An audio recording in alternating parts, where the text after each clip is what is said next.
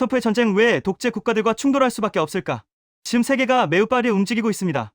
미국은 현재 이란과 군사 충돌 상황에 들어갔고 중에서는 긴장이 최고조로 치닫고 있습니다. 도널드 트럼프 대통령은 이란 핵시설 공습에 대해 이렇게 말했습니다. 이란이 핵무기를 가지면 안 된다. 미친 사람들이 핵무기를 가지면 나쁜 일이 일어난다. 실제로 미국은 이란의 핵 프로그램과 미사일 능력을 무력화하기 위해 대규모 공습을 단행했다고 밝혔습니다. 문제는 여기서 끝나지 않습니다. 미국이 압박하고 있는 대상은 단순히 이란 하나가 아니라는 겁니다. 지금 세계 정치의 구도를 보면 하나의 큰 축이 보입니다. 바로 미국 중심의 자유주의 진영 vs 권위주의 국가 블록입니다. 지금 세계는 사실상 신냉전에 들어갔다. 많은 국제정치 전문가들은 지금 세계를 신냉전 후 콜드 워이라고 부릅니다. 냉전 시기에는 미국과 소련 두 초강대국이 대립했습니다. 하지만 지금은 조금 다릅니다. 현재 미국과 긴장 관계에 있는 국가들을 보면 중국, 러시아, 이란, 북한, 베네수엘라 이렇게 이어집니다. 정치 체제도 공통점이 있습니다. 강한 중앙 권력, 제한된 정치 경쟁, 국가 중심 경제 구조, 즉 권위주의 체제입니다. 이 국가들은 서로 직접적인 동맹은 아니지만 외적으로 서로 협력하는 경우가 많습니다. 그래서 국제 정치에서는 이들을 종종 반미 블록이라고 부르기도 합니다. 미국이 가장 민감하게 보는 문제, 바로 핵무기입니다. 현재 미국이 가장 강하게 반응하는 문제는 바로 핵무기 확산입니다. 이란 핵 프로그램이 대표적인 사례입니다. 국제원자력기구 IAEA 라파엘 그로시 사무총장은 이란 핵시설에 대해 이렇게 설명했습니다. 가장 중요한 시설들은 지하 수백 미터 아래에 있다. 즉, 단순한 공격으로는 완전히 제거하기 어려운 구조라는 뜻입니다. 그래서 미국은 이란이 핵무기를 가지기 전에 군사행동을 선택할 수 있다는 입장을 유지해왔습니다. 하지만 일부 전문가들은 이런 공격이 오히려 역효과를 낼 수 있다고 말합니다. 전문가 알렉산더 우바로프는 이란 공습 이후 이런 분석을 내놨습니다. 이런 공격은 다른 국가들에게 핵무기만이 안전을 보장한다는 메시지를 줄 수 있다. 즉 핵 확산을 막기 위해 시작된 행동이 오히려 핵무기 경쟁을 촉진할 수 있다는 경고입니다. 미국과 충돌하는 국가들의 공통점. 이제 질문이 하나 생깁니다. 왜 미국은 이 특정 국가들과 계속 충돌할까요? 그 이유는 크게 세 가지입니다.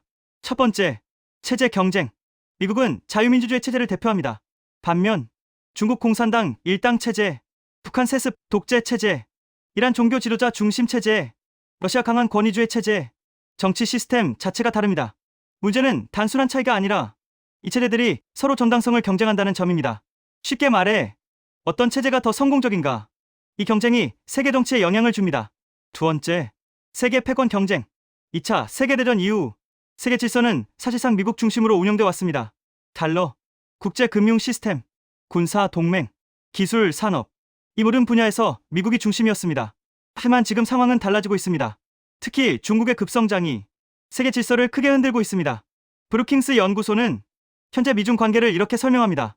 세계는 단극체제에서 다극체제로 이동하고 있다. 즉, 미국 하나가 아니라 여러 강대국이 경쟁하는 구도로 바뀌고 있다는 겁니다. 세 번째, 군사 블록 형성.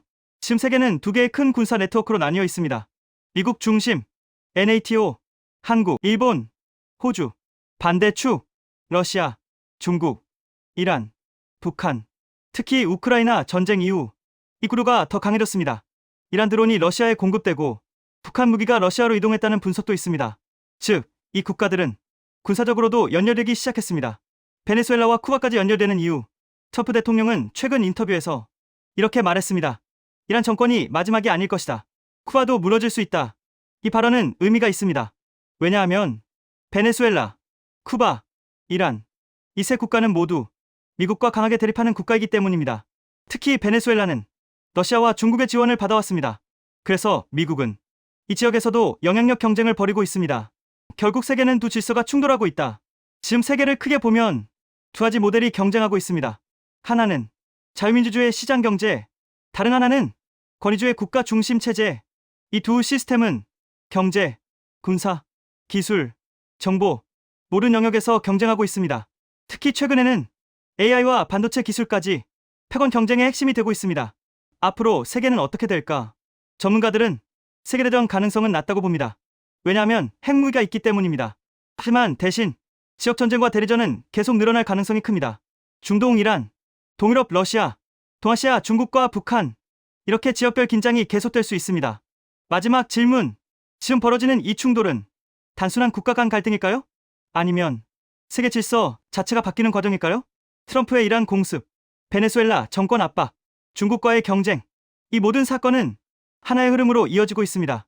세계는 지금 새로운 국제 질서가 만들어지는 순간을 지나가고 있을지도 모릅니다. 여러분들의 생각을 댓글로 남겨주세요.